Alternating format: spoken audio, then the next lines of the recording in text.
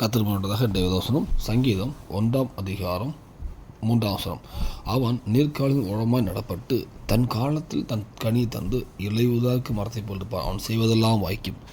கத்திருப்பதாக அந்த வசனத்தை பார்க்கும்போது நீங்கள் அந்த அதிகாரம் ஆரம்பிக்கும் போதே சில எங்கள் தேவையில்லாத துன்மார்க்கமான இடத்துக்கு விலகி கர்த்தருடைய வேதத்தில் இரவும் போல் தியானமாக இருக்க மனுஷன் பாக்கியவான்னு போட்டிருக்கோம்.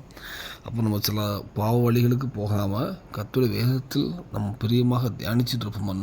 தியானிச்சுருப்பானால் அவனுக்கு என்ன ஆசீர்வாதம் கற்றுக் கொடுக்குறான் அப்படிங்கிறத மூணாவது வசனத்தை பார்க்குறோம்.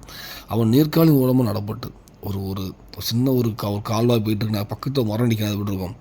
அதெல்லாம் செழிப்பாக இருக்கும், இலையே உதிராது. ஸோ அவனுக்கு இலை உதிராமல் இருக்குமானா அவன் செய்வதெல்லாம் வாய்க்குமா. இதை ஒரு மரத்தை ஒரு நேர்காலே தேவன் ஓமையாக நம்ம சொல்லியிருக்காரு.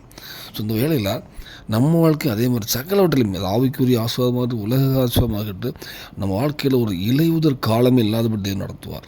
ஆவிக்குரிய விஷயமும் சில ஆவிக்குரிய வசனங்கள் கர்த்தருடைய சத்தத்தை கேட்காமலே பல வருஷம் ஆகிட்டுனா நம்ம ஆவிக்குரிய வாழ்க்கையில் சோர்ந்து போயிடுவோம். உலக காரியத்துலேயுமே அதே மாதிரி உலக காரியத்தில் சில விஷயம் தொடர்ச்சியாக சில ஆசீர்வாதங்கள் இல்லைன்னா நம்ம சோர்ந்து போயிடுவோம். அப்போ எல்லா விஷயத்துலையுமே ஒரு நீர்க்காலின் பக்கத்தில் இருக்க மரத்தை போல் எல்லாவற்றிலும் தேவன் நம்ம ஆஸ்வதிப்பார்.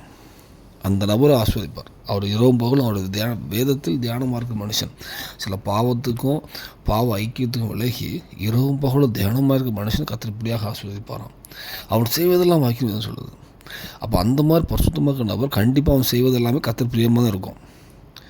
ஏன்னா அவன் துன்மார்க்கமான எல்லாவற்றும் விலகிறான், வேதத்தில் தியானமாக இருக்கான். அப்போ கண்டிப்பாக அவன் செய்வது கர்த்தர் பிரியமாக தான் இருக்கும். அப்படி அவன் செய்வதெல்லாம் அப்போ அங்கே பேதம் போட்டிருக்கு, அவன் செய்வதெல்லாம் வாய்க்கும். அந்த மாதிரி அவன் வரும்போது அவன் ஒரு கையெடுத்து ஒரு காரியம் செய்யும்போது கண்டிப்பாக அவன் செய்வதெல்லாம் வாய்க்கும். இந்த வேளையில் நம்ம காரியங்கள் வாய்க்காமல் போகலாம். ஏதோ குறைபட்டோம், நீர் இல்லாத ஒரு மரத்தை போல் வாழ்க்கை வேலையில் நம்ம அர்ப்பணிப்போம், வாழ்க்கையை சீர்படுத்தும், வேதத்துக்கு முக்கியம் கொடுப்போம், எல்லா துன்மார்க்க ஐக்கியத்துக்கு விலகுவோம், வேதத்தை இரவும் போல் தியானிப்போம். நம்ம வாழ்க்கையும் கண்டிப்பாக ஆசிரிப்போம். ஆவிக்குரிய ஆசிரியர் தருவார், பூமி ஆசிரியர் தருவார். இந்த வேலையில் நம்ம அர்ப்பணிப்போம், சீர்படுத்துவோம், கண்டிப்பாக ஆசிரியப்பார். அர்ப்பணிப்போம். தேவனுக்கு கிருபை செய்வாராக. ஆமென்.